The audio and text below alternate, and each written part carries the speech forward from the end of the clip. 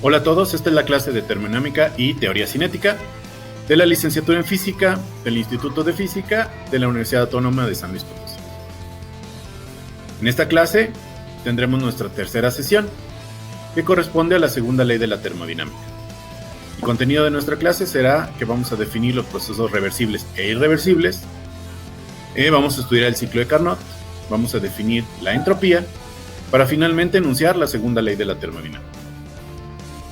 El objetivo de nuestra clase es estudiar el proceso cíclico más importante, el ciclo de Carnot, lo cual nos permite definir la función entropía y la segunda ley de la termodinámica.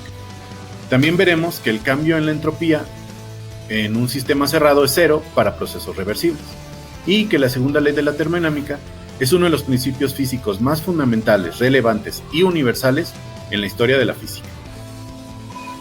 ¿Cuál es el mensaje principal? Bueno, que la entropía siempre crece después de un proceso irreversible y que el estado de equilibrio corresponde a un máximo en la función entropía.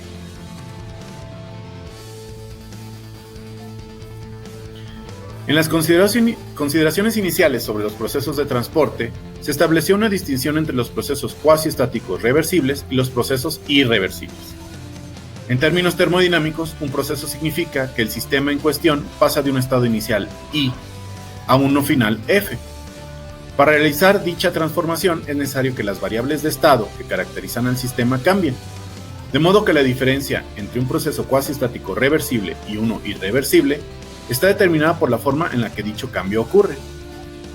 En términos generales, los procesos cuasi-estáticos reversibles son aquellos en los que el ritmo y la magnitud de la variación de los parámetros externos son lo suficientemente lentos como para permitir que los parámetros internos se ajusten a sus valores durante la transformación, de forma que cada estado intermedio puede ser considerado un estado de equilibrio con buena aproximación. Es decir, los procesos cuasi-estáticos reversibles son aquellos en los que pueden despreciarse los procesos irreversibles inducidos por cada variación de los parámetros externos. Es por esto que los procesos cuasi-estáticos reversibles, con frecuencia, se les concibe como una sucesión de estados de equilibrio. Cuando el ritmo y la magnitud de la variación de los parámetros externos son finitos y por lo tanto no despreciables, entonces dichas variaciones inducen cambios en los parámetros internos de modo que aparecen inhomogeneidades espaciales dentro del sistema. Conforme el principio de Le Chatelier-Brown, estas inhomogeneidades tenderán a desaparecer, ya que de forma espontánea aparecerán procesos de transporte en el sistema. El conjunto de dichos procesos constituye los procesos irreversibles. En termodinámica, los procesos cíclicos desempeñan una función muy importante, debido a que tienen una gran relevancia práctica. Dichas aplicaciones están extensamente descritas en las monografías especializadas en máquinas térmicas, y no los veremos en detalles en este curso. Sin embargo, es importante analizar las implicaciones físicas de los procesos cíclicos, en particular del ciclo de Carnot, ya que tienen como consecuencia la formulación de la segunda ley de la termodinámica, que, a su vez, constituye la base de la termodinámica de procesos irreversibles que describiremos en el capítulo 3. En todo proceso cíclico, las variables extensivas y asociadas a un sistema cumplen con una relación similar a la ecuación 2.13 de nuestra clase anterior. Es decir, su integral en un proceso cíclico es nula. Esta relación es de utilidad cuando se aplica la primera ley de la termodinámica al llamado ciclo de Carnot, esquematizado en la figura 2.2, que se encuentra definido por los siguientes pasos o subprocesos cuasiestáticos reversibles. Una expansión isotérmica del volumen inicial B1 al volumen B2, una expansión adiabática del volumen B2 al volumen B3, una compresión isotérmica del volumen B3 al volumen B4, una compresión adiabática del volumen B4 al volumen B1. Es conveniente enfatizar que los procesos que dan lugar al ciclo de Carnot son los procesos termodinámicos fundamentales, ya que cualquier sistema, independientemente de su naturaleza molecular, puede, en principio, someterse tanto a un proceso a temperatura constante como a un proceso adiabático. La importancia de este hecho será patente cuando definamos la entropía termodinámica en el siguiente apartado. Por las relaciones 2.13, es decir, la integral de un proceso cíclico igual a cero, sabemos que en cada ciclo el cambio neto en la energía interna U y el volumen B es cero. Sin embargo, puesto que las trayectorias de expansión difieren de las trayectorias de compresión, porque se realizan a diferentes temperaturas, lo cual hace que las trayectorias adiabáticas también sean diferentes. Tanto el trabajo como el calor intercambiado serán diferentes de cero. Para simplificar el análisis, calcularemos el trabajo y el calor intercambiados en el ciclo de Carnot, suponiendo que la sustancia que realiza el ciclo es un gas ideal. En vista de la ecuación 2.16, podemos concluir que en el proceso isotérmico 1,2, el cambio en la energía interna es cero, ya que el proceso es isotérmico, el cambio en la energía interna es igual a el número de moles por la capacidad calorífica a volumen constante por el cambio en la temperatura, que es igual a cero. Por otro lado, como en la expansión el sistema realiza trabajo sobre los alrededores, omega 1,2 es menor que cero. Y por la primera ley, sabemos que el trabajo 1,2 más el calor Q1,2 es igual a cero. Podemos concluir que hay un intercambio de calor positivo, es decir, que el sistema absorbe calor de los alrededores, es decir, Q1,2 es mayor que cero. El trabajo se calcula integrando la presión, la fuerza termodinámica, a lo largo de la trayectoria 1 a 2, esto es, como se muestra en la ecuación 2.25, de donde se sigue la ecuación 2.26, y por otro lado, que el calor queda calculado por la ecuación 2.27. Puesto que se cumple la relación que B2 es mayor que B1 y todas las cantidades involucradas en la relación anterior son positivas, se sigue que el calor 1,2 es mayor que cero. Es el calor absorbido por el sistema durante el proceso. En la expansión adiabática 2,3 tenemos que, por definición, el calor 2,3 es igual a cero. Puesto que el estado final tiene una temperatura T2, encontramos que el cambio en la energía interna es igual al número de moles por R, la constante de los gases, por la diferencia T2 menos T1. Y usando la ecuación 2.11 de la clase anterior, obtenemos la ecuación 2.28. El trabajo y el calor intercambiados en la compresión isotérmica 3,4 se calculan de manera análoga al subproceso 1. Se encuentra que el sistema recibe trabajo de acuerdo a la ecuación 2.29 y por lo tanto cede una cantidad de calor equivalente a la ecuación 2.30. Puesto que B3 es menor que B4, se sigue que Q34 es menor que 0. Es el calor cedido por el sistema a los alrededores durante la compresión a temperatura T2. Como en la expansión adiabática, no hay intercambio de calor y el trabajo intercambiado queda dado en función de las temperaturas inicial y final de la forma de la ecuación 2.31. A partir de estos resultados y de la ecuación 2.8 de nuestra clase anterior, obtenemos el trabajo total como la suma de los trabajos realizados en los distintos subprocesos. En forma similar, el calor total intercambiado se calcula como la suma de los calores intercambiados en cada subproceso. Con estos últimos resultados podemos calcular la eficiencia termodinámica del ciclo de Carnot.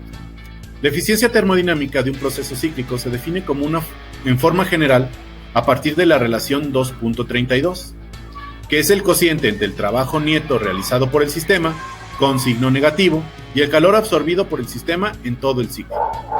En la segunda igualdad hemos usado la primera ley de la termodinámica y la notación Qabs para el calor absorbido por el sistema y Qced para el calor cedido por el sistema a los alrededores. En el caso particular del ciclo de Carnot, teniendo en cuenta que Qabs es igual a Q1,2 y Qced es igual a Q3,4, puede obtenerse una relación concisa y completamente general para la eficiencia eta al usar las relaciones existentes entre los vértices 1, 2, 3 y 4 del ciclo y las curvas isotérmicas y adiabáticas que los unen. Para los procesos isotérmicos tenemos que P1B1 es igual a P2B2 y que P3B3 es igual a P4B4. Mientras que para los procesos adiabáticos se tiene que P1B1 a la gamma es igual a P4 por B4 a la gamma y que P2B2 a la gamma es igual a P3B3 a la gamma, donde gamma es la capacidad calorífica a presión constante entre la capacidad calorífica a volumen constante y es llamado el índice de la adiabática. Usando las relaciones anteriores se obtiene la ecuación 2.33.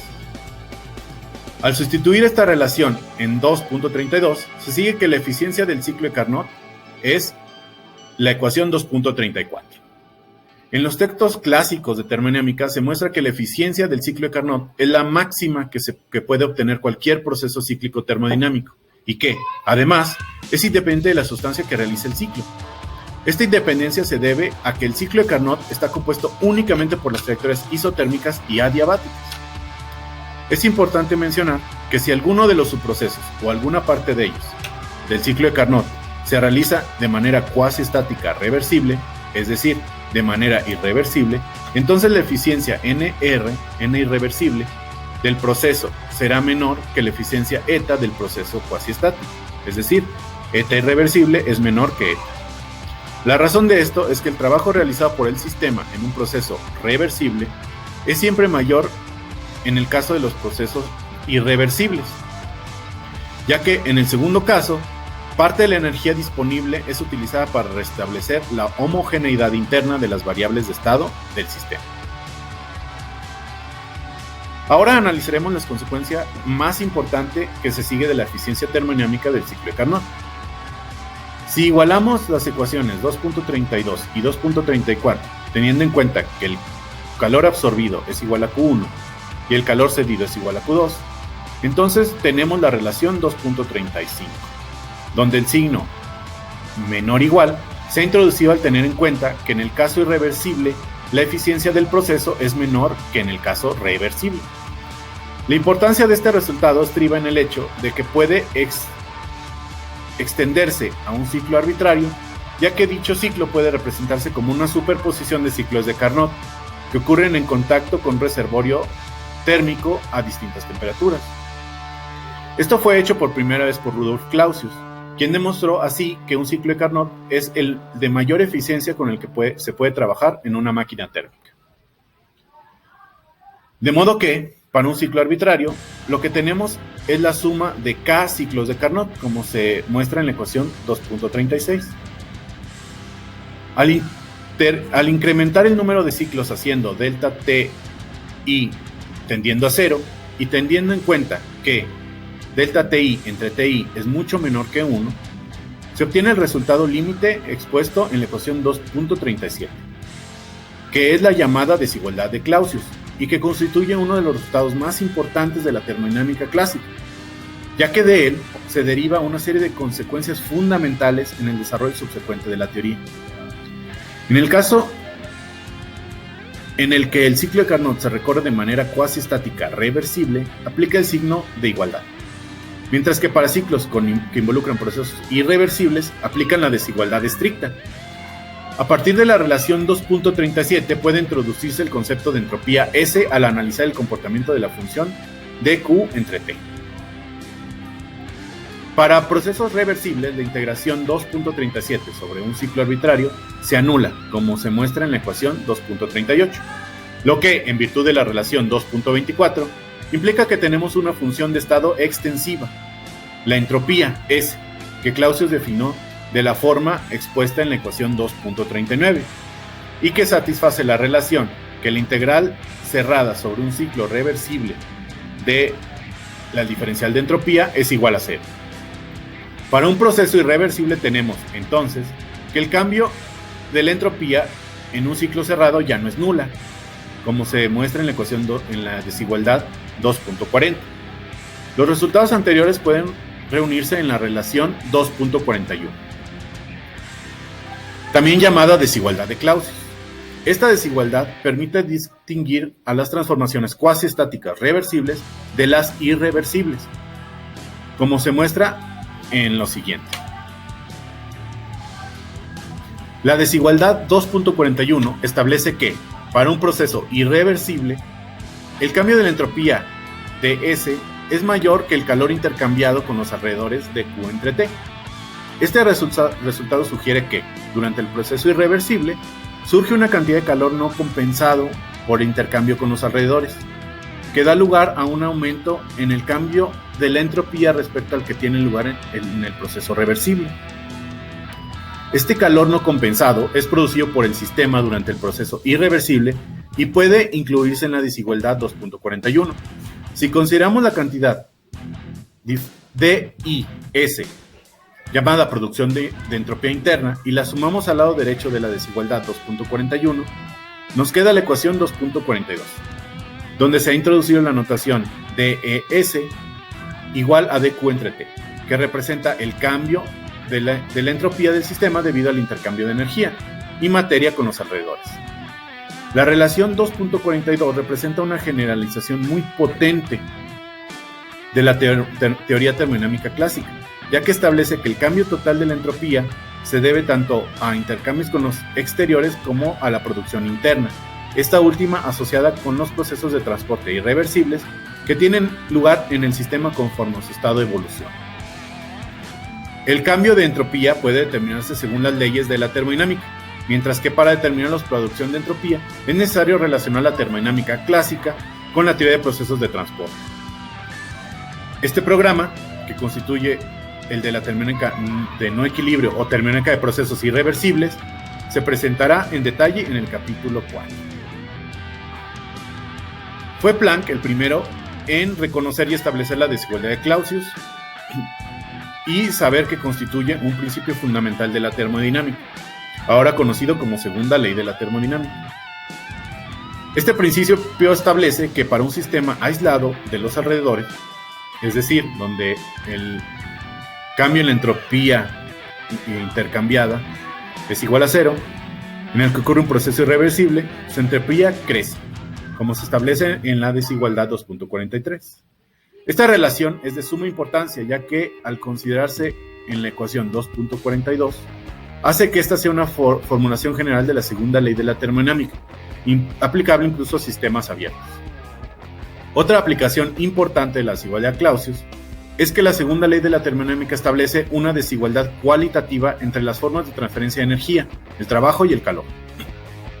En particular, a partir de la formulación de Kelvin del segundo principio, se encuentra que, aunque todo el trabajo transferido a un sistema puede convertirse en calor, no todo el calor transferido al sistema puede ocuparse para realizar trabajo. El calor no compensado de Clausius, o la producción de entropía, cuantifica en qué medida la energía es usada en forma de trabajo disipativo, que restablece la homogeneidad de las variables de estado del sistema, rompiendo con esto la equivalencia entre ambos. Nótese que un proceso arbitrario que implica tanto la producción como el intercambio de entropía es posible obtener una disminución total de la entropía del sistema, incluso cuando la segunda ley de la termodinámica impone que la producción de entropía en un proceso termodinámico debe ser mayor o igual que cero, como en la ecuación 2.44. En los textos modernos de termodinámica, la relación 2.44 se conoce como el principio extremal de la entropía, que se encuentra relacionado con el criterio de estabilidad termodinámica. Dicho principio extremal responde al hecho de que el comportamiento natural de los sistemas, incluidos los termodinámicos, es frecuente encontrar que su dinámica está determinada por la minimización o maximización de alguna cantidad de física. Aquí vale la pena aclarar que al final más o menos de esta clase vamos a hacer una nota basada en el libro de Callen sobre este concepto. Una consecuencia de la primera y la segunda leyes de la termodinámica es que, para sistemas cerrados, que se realizan procesos cuasistáticos reversibles, podemos escribir la relación diferencial para la primera ley, establecida en la ecuación 2.45, de la forma que se expone en 2.46, que es conocida como la ecuación de Gibbs, o ecuación fundamental de la termodinámica. Es importante notar que la ecuación 2.46 implica que las variaciones naturales de la entropía son la energía interna, y el conjunto de variables extensivas Y que caracterizan el estado del sistema, es decir, S es una función de la energía interna y los parámetros o las variables extensivas Y. De manera equivalente, las variables naturales de la energía interna son la entropía S y el mismo conjunto de variables extensivas Y, de manera que la energía interna es una función de S y de las variables extensivas Y. Un ejemplo notable de la forma específica que la ecuación de Gibbs adquiere para un sistema fluido sin fronteras libres es la ecuación 2.47, donde hemos hecho uso de la definición del trabajo diferencial para un sistema fluido de diferencial de trabajo igual a menos P de B.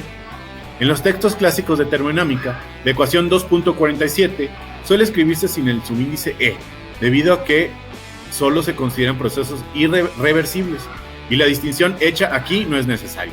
Si consideramos un proceso arbitrario, entonces debemos considerar el cambio total de la entropía, DES igual a DS menos DIS, a partir del cual podemos escribir para procesos irreversibles la ecuación 2.48.